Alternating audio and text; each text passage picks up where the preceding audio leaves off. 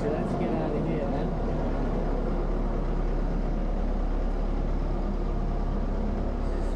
Just a bit of nav here, looking at the it's great with these tablets where you can have the two things on the one page. The true in direction, true in speed tells the story of the next like 48 hours. The wind's going up and the wind direction is going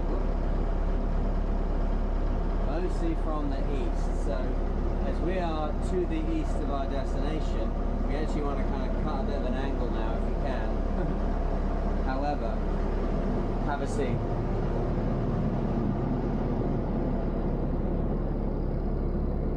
This is what I wanted to show you.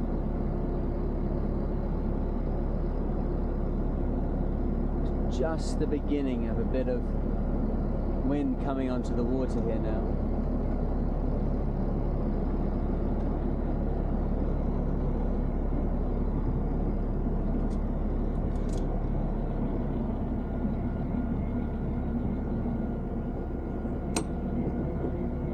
Oh, you better believe it.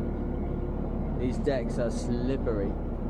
I gotta try and do this so you don't get sick as well.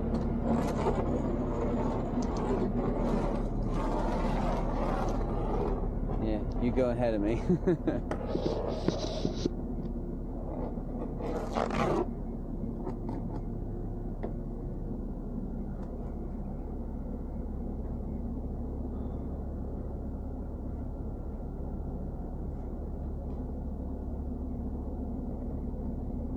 Yeah, it's one of the magical places I get to visit with this work. This is a J5, this is the smallest headsail we've got. But it's also the lightest and the easiest to throw them down and stay on your own. And there's quite a large reaching staysail inside it, which is roller furling. So this is the easiest combo to play with solo at the moment. But you can imagine when there's a big Solent jib, like a high cut jib on that forward stay, and then we make this inner stay permanent rather than it being demountable, so it sustains the mast a bit as well. We've got like gear changes we can do really easily then, and then have a that certainly is all removable. It is now like completely off the boat and there's just a halyard up there. It'd be better if there was a halyard lock, and then if that had a 2-to-1, a whip at the bottom of it that pulled it down tight, and then like on my open 60 you can ease that up and then pull all the slack through and pin it back here, and it goes back to being a sloop, and then take it all forward and crank it down, and then you've got yourself like a cutter basically, and then a baby stay for storm jib with some kind of tensioning lever or something, everything to sustain the mast, to say, to hold it upright. Where we're going, it's going to need holding up, but we don't want too much headsails just out in the breeze all the time. We're going upwind. But anyway, that's all for the future. Tonight the wind's just kicking in here. Lovely, lovely. Yeah, let's get to the back of the boat. I'm not sure how much you're able to see on this one, or how vomit inducing it is, but I think it's going to be quite dark, this. So I don't want to spoil the mood, but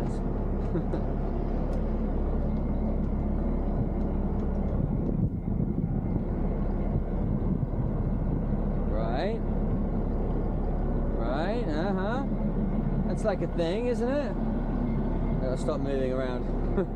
Let me get my coffee and then we can talk. Yeah, so got about I don't know, 90 miles to go or something, so I'm just motoring really slowly now, waiting for this bit of breeze to come on. There was like a 2-hour gap there, so I just charged the batteries, had the engine just on tick over.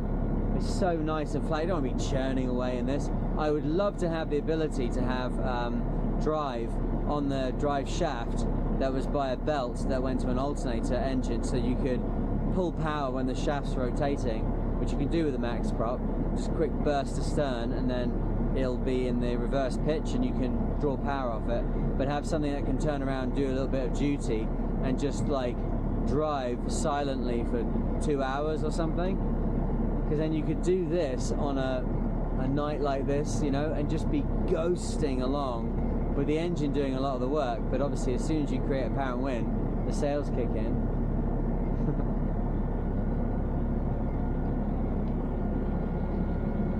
It'd be quite noisy down the back. I suppose we can go down the back. Hey, you know what, I can shut the so yeah, the autopilot was one of the wires is fried. It's got some kind of cross connection inside it, and it took a long time. Basically what I did was strip all of the oh, you look, you can drive, there you go. This is how I'm used to being at sea with people. You drive and I'll this is great with the lights on, right? I've dreamt of this for a while. It's just literally a work light hanging off the preventer. They was good videos, weren't they? But I'm going to put some kind of frame at the back with a light here, and then I'm going to put lights on the boom. But this does make me think, actually, I need to be very careful about the light signature of the lights on the boom, else it could be really like blue, white and horrible. I have to think about that. We've got another light which is in the foredeck already set in, and that shines up at the rig for when you're in port. But when I'm out on the water like this, there are minimum lights that you have to use, and you must show the correct like running lights, like the stern lights on now, the steaming light. But you can put all sorts of other lights on as well. That's why you have like working lights on ships. What am I missing out on out here that I can't see? If there's a ship out here, I can see it. The AIS alarms will go off. The radar watchman will go off.